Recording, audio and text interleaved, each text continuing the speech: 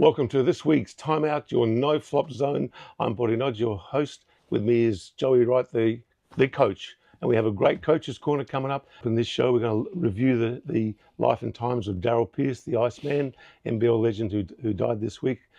Then we're going to look at how the league's been going and how it's evening up, and now every game matters, and it really does. We'll see how the Australians are doing in the NBA. And of course, we'll have our selected game of the week, Melbourne and Illawarra 1 versus 2. Yep. If you like the show, and many people are watching but not subscribing, and we want to get our subscriptions up because they'll just make production costs and everything so much easier. It doesn't cost you anything. You won't be up for anything. Just hit the subscribe button below. And let's talk about Darryl Pearce. Did you play against him? Did you cross over? No, I missed Darryl. I heard a lot of stories about him, how great a shooter he was. And if he was shooting 11 threes back in the 80s, yes, that's phenomenal. He would shoot 40 threes now. Yeah. With encouragement. He would be the Steph Curry of this era for the NBL. And he had such a beautiful action and so quick. His release was so quick. There's a photograph that you see floating around where he's taken a shot and a Perth guy, it's a black and white picture, and a Perth player's got his hand, looks like he's about to block the shot. No, he got it off before that hand got there. You know, he's just a terrific outside shooter and a great passer. Really? See, great passers make great shooters. They got to do it. I met Darryl, after that career, and as a human, he just seemed like a great human being. So it's disappointing that he's not here anymore. Well, we're going to show you a little bit of footage because the nickname, the Iceman, how that occurred, there's many stories about it, but we've got Darryl actually telling the story from an old episode of Guy James's Heroes of the Hardwood. So let's have a look at that right now. And then at the end of the show, we're going to throw on a bit more footage for those of you that want to stick around and see what Darryl was really like as a player. And old Stan Wickham was doing the commentary, and during the week, Brian and David Lester, who were brothers, terrific players that were playing in their team, mentioned to Stan, we call him the Iceman, and that was the time when George Gervin, the Iceman, was at his peak in the NBA, because he's so cool, and they made a bit of a joke about it, and right. And the next game I was on, I made a basket, they call him the Iceman, and it became a team joke, and it just stuck, for the next 27 years. 4 points in front, it'll be the Iceman, Darryl Pearce with a shot, that's 3 points. It started as a gag, but it stuck because Darryl's on-court demeanour really suited that nickname. And so pretty soon he was just being called that by virtually everybody, Iceman, because he was so cool on the floor. So he's an Olympian and one of the great shooters. Like back in that time, this is an era before yours, but we had great shooters. There was a guy, Michael Johnson at Newcastle, Ian Davies, you've probably heard of, who actually led an Olympics in scoring. And Darryl was right there. He was an elite shooter. But as I said earlier, the fact he could pass the ball very well also meant that if he's drawing extra attention, he could move he could get the ball on very easily. That's why I think people underestimate Steph Curry's passing a lot, because he can shoot that ball, but he definitely passes as well. And the fact that you compared Darryl Pearce to him must be a lot of credit to him. Oh yeah, he was a fabulous player. Of that, there's no doubt. He was the one that when the two clubs merged, the Adelaide 36ers and West Adelaide Bearcats, they had two prolific scorers. Al Green, who has a 71-point game and holds the record for the most points in an NBL game, 40, 48 minutes, doesn't matter, the most points ever scored. And Ken Cole, as the coach, looked at these two great shooters and said to Al, you're going to be the point guard.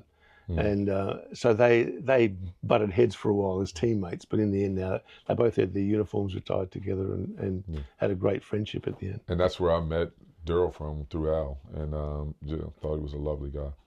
Yeah, so talking about lovely guys, let's talk about some lovely results. What a bunch of thrillers we had in the NBL. Some great games. Weren't they? And finishes that you would... Awesome games. That Tasmania game was one of the best games I've seen in a long time. With 50 seconds to go, I thought Tasmania had won 3 times and Adelaide had won 2 times. So it was an amazing game to watch. I love that whole Scott Roth thing at the end. He was so emotional. I mean, you had to know after that big a high that Perth were going to come in there and clobber them. They were going to have a low, and now they're going to have another low. They're playing New Zealand next, and Majuk Deng is injured, and Majuk Deng was so instrumental in that victory. He was. Jack jumpers are looking like the ones that might be sliding, especially with these injuries coming up. And I think that was a bigger loss. That Perth loss was a big loss. Yeah, I agree though. You can't keep losing. You've lost your 4 best Australians now. I mean, Jack McVeigh, they lost early, okay, but now you've lost Will Magnay, and at that time we thought, well, that's the end of them. They keep winning. Then they lose Sean McDonald, you go, well, that's the end of them. But they still got that great result, and now Majuk Deng's out. You just can't keep doing it. Yeah, and Sean McDonald was very instrumental. Yeah. He was 7-1 or something like that while he came when he was playing. So he's a real tough loss. I think the biggest loss out of all of them, and then coupled with Majuk definitely is a big loss. Yeah.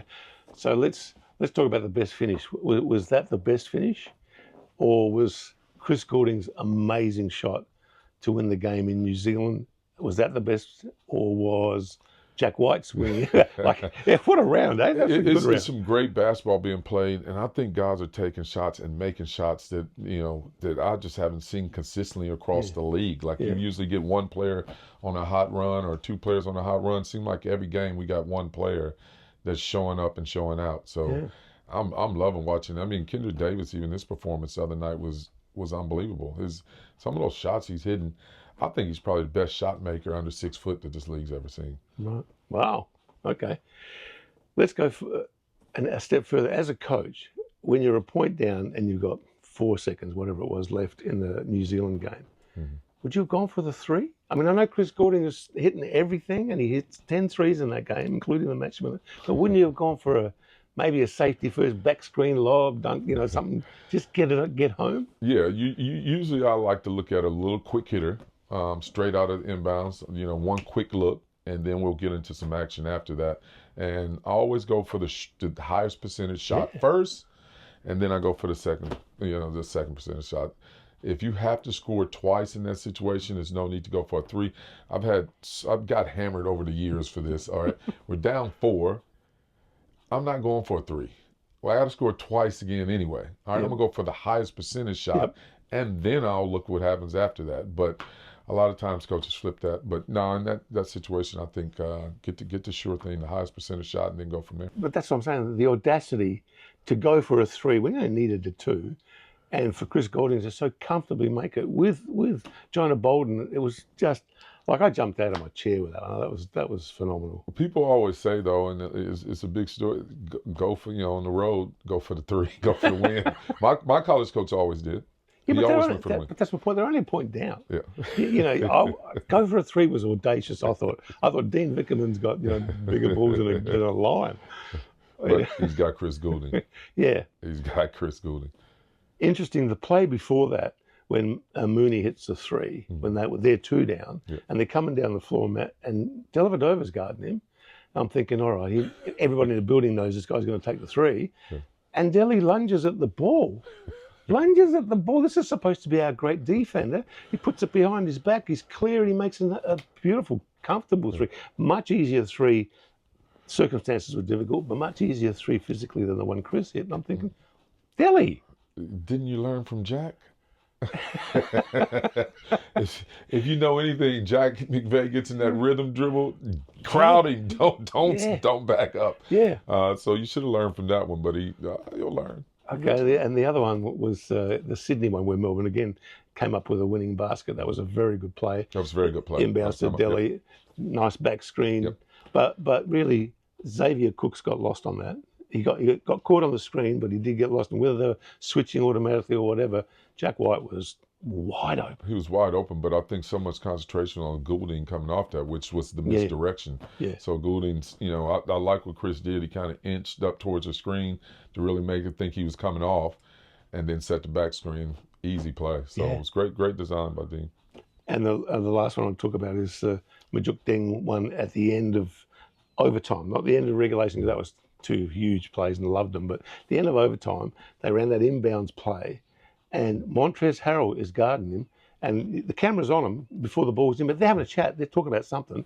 I don't know if he's doing the Larry Bird Majuk saying, I'm going to go over there and shoot it in your face. But Montrezl completely lost him as he rolled around, so he had a nice open look at it. Yeah. So I thought, wow. And then obviously Milton Doyle comes in with the pads his stats with an extra offensive rebound and gets the second one, and that again was amazing. I love Scott Roth's reaction. I thought the big excitement the whole game is when Majuk took Montrezl down on the block and hit him with the turnaround and gave him the baby, too little. I was like, yeah, I'm just feeling myself right now. I loved it, absolutely loved it. Yeah. I'm finding right now, like a few weeks ago on the show, I'm pretty sure the two of us would have agreed that Melbourne and Illawarra had separated themselves a little bit. And they were going to finish 1 and 2, and the debate was for who else is going to be there. I'm discounting Cairns in New Zealand, and also Brisbane. And now sort of it's like, who's going to fill those last few spots? Because it just seems to have really evened up lately. Like Cairns is now pushing teams or beating teams. New Zealand is now a bit more dangerous. This stretch home, it's anything but obvious. Well, those teams, once they don't have anything to play for, and that old cliche that, they're going to go out and play with a little bit, different feel. And that's probably what you're going to see out of New Zealand and Cairns. They're going to push teams, whether they win them or not, maybe not. But they're going to push teams, and Brisbane's going to still push teams as well. But I do think that Jack Jumpers is probably the one that's going to slid, as I said, Perth a couple weeks ago, whatever. It's probably going to be Jackies due to these injuries. Yeah, and Southeast Melbourne, they're going to be around the mark. Yeah. Like I said, they have everything covered. And, for them to be 0-5 from the jump was something. You look at a Nathan Sobey, which I think is playing some great basketball, but I actually think he's being coached for the first time since he left here. Yes. Like, he's a guy that wants to be coached, although he's fairly resistant to it. Yeah. He's still a guy that wants that structure. He lives an extremely structured, pragmatic life, meaning he does everything he's supposed to do when he's supposed to do it, exactly to the T.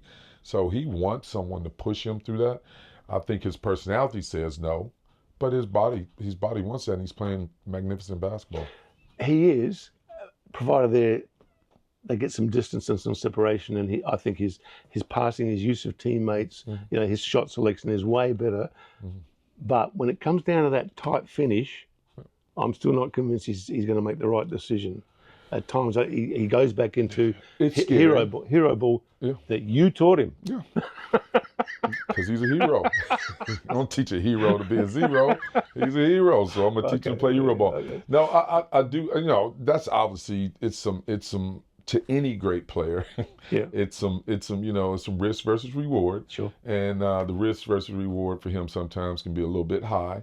But he's still making those plays that's going to make you close to that, getting to the end of the game. You're not up 1 or down 1 if he doesn't do what he done the first 3 quarters. So, he's playing some great ball, but, Matt Hurst, my God. Wow. He is the best scorer in the league right now on the block. Yep. Like, no one can guard him down there.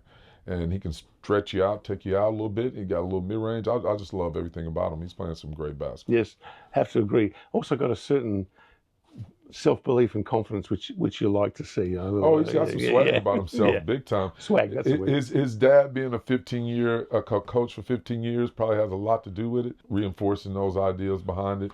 But he looks the goods out there for sure. Let's jump to Coach's Corner, because I know your topic this week in Coach's Corner was going to be general managers, are they failing or succeeding?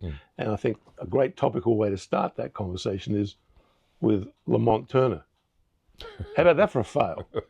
That's a big fail. Even understanding that, the guy didn't play his last couple of teams. Like, what's going on there? Like, what I try to do is talk to a minimum of 3 coaches for anybody we brought in here. At least 3 coaches. I wanted 5, but I need to talk to at least 3 of them before their previous 3 coaches before they got here. And then, so at least I know what I'm getting. Sometimes I knew I was buying some bad goods, but that's all the money I had.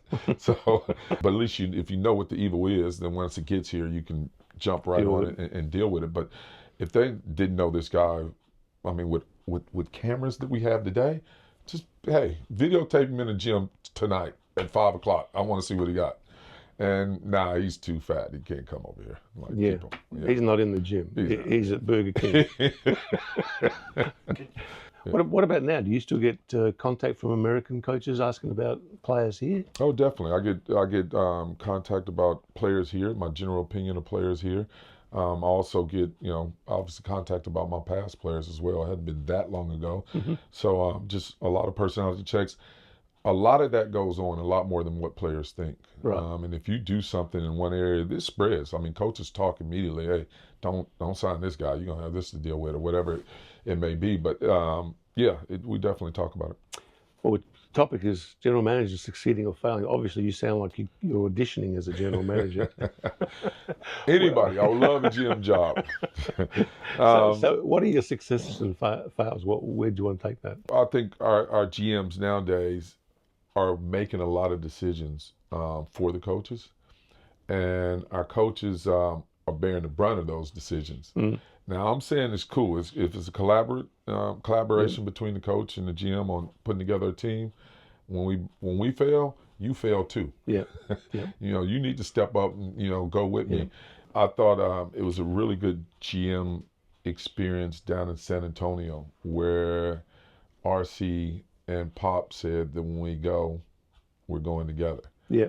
So I'm wondering if that's going to ever happen. I know that was the talk back there. They came in together, and when they go, they were supposed to go together. So it'd be interesting to see if that does happen. Overall in the NBL, what do you think? The GMs are good or average or bad? I don't know. I'd see some of them in situations probably making decisions that probably are beyond their work experience. Right. And that does affect the coach's outcome. But in the long run, that whole model has changed. Before, when I started coaching this league, the coach picked a team for the most part. Yep. You always got the blessing by the GM or the owner of the team. You would get a blessing. Yeah, okay, that works. We can go with that. But at the end of the day, it was on you to pick that team, and I still think it should be like that. If I'm ever a GM, I'm gonna tell the coach, what do you need? Yeah. How can I help you? What kind of players you looking for? What do you need? I know some guys over here. I know this, our relationship with players. That would be my role. My role wouldn't be to say, here, you go coach this. Let's talk about Simon Mitchell. Do you think he's doing a better job as a GM than he did as a coach? Because he has assembled what turns out to be a pretty decent Southeast Melbourne Phoenix lineup. Well, definitely. I mean, when he was coaching, they really didn't ever make playoffs to get there when they needed. And they did have some big injuries, so I wouldn't necessarily put it on him as a coach. No. They had some crazy injuries. I thought he actually coached really well and loved the stuff that he was doing out on the basketball court. I think for family reasons, he probably had to move away and couldn't spend that much time. Not the fact that he couldn't coach, but as a GM, he's assembled a fabulous team. That team is stacked in every place it needs to be stacked. They're getting a little bit smarter and playing my man Benny Air a little bit. Every time he plays, he produces. You go look at some stats, plays more than 8 minutes, they don't lose. Even that first season when they signed some really good players, and a guy like Ty Wesley, you see him sign at Phoenix, you think, oh, they're going to be good, and then he's not there for a big portion of the season. They did have some bad luck. Yeah, I mean, even Mitch sat out a big portion of some seasons. They've just had a terrible injury luck, but they're playing now. Even now, though, losing Tarek Walton-Juden at this time was big, but they come back and picked up some wins without him. Yeah. Now I just want to quickly talk about Simon. The fact that he came out and said publicly that he thinks the NBL should abandon the coach's challenge. And I mean, I can see where he's coming from, given that it doesn't really enhance anything half the time. I mean, there was a game a few weeks ago where James Gregoire was reffing, and it's 9:44 on the clock, 16 seconds in, and there's a coach's challenge. And he was wrong. The coach's challenge was successful, but how does that? But the point I'm getting at is Simon's saying that now the NBL is asking him for a please explain. I mean, come on, can't you have an opinion anymore? That's ridiculous. They're just being a bit too sensitive about it. We should be able to have an opinion. That's what's taken away. We have no opinions no more. We just listen for the opinions of all the fans. Us as athletes aren't athletes or coaches or whatever. You're not supposed to have an opinion no more that means anything. You can have a watered down opinion, but if you have an opinion that means anything, then all of a sudden it's a fine, or please explain. That's ridiculous. I think it's some explaining they need to do. Okay, let's talk some NBA. And last week I said there was 14 players from Australia in the NBA, and we were hard pressed to name them all. There's 15. I forgot about Thon Maker.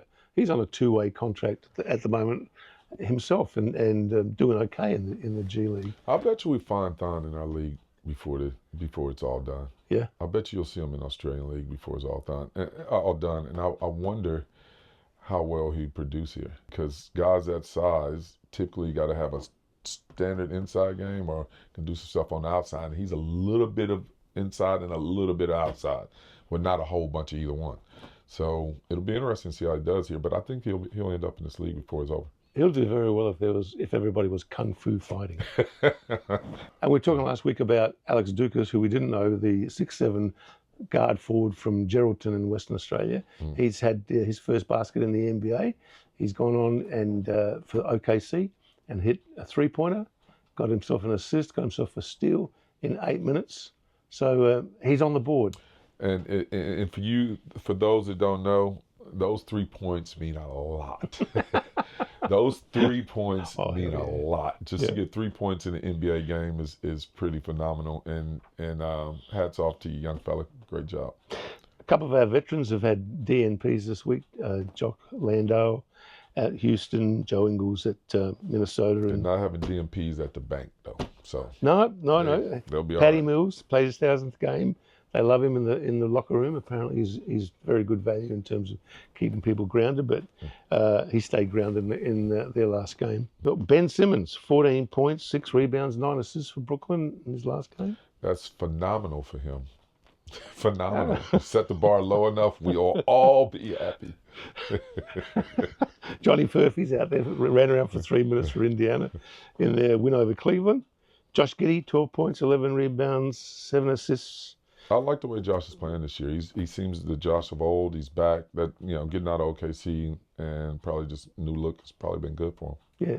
Duop Reith has got some time again, 16.5 minutes for Portland in the last game. A couple of nice numbers. In the G League, we've got Luke Travers still averaging 21.2 points a game in the G League with 9 rebounds and 6 assists.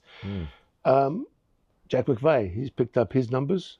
They've gone. He's now at this is the Rio Grande Valley Vipers. Yeah, he's up to 16 points a game and near enough to 6 rebounds. So he's picking it up again. So that's pretty much everybody. Josh Green is playing lots of minutes. His numbers aren't great, but he's playing lots of minutes. I'm assuming. Dante's still injured. Dante's still injured, and Atlanta hadn't played for a while because one of their games was postponed. I mean, there's a bit going on in the US at the moment.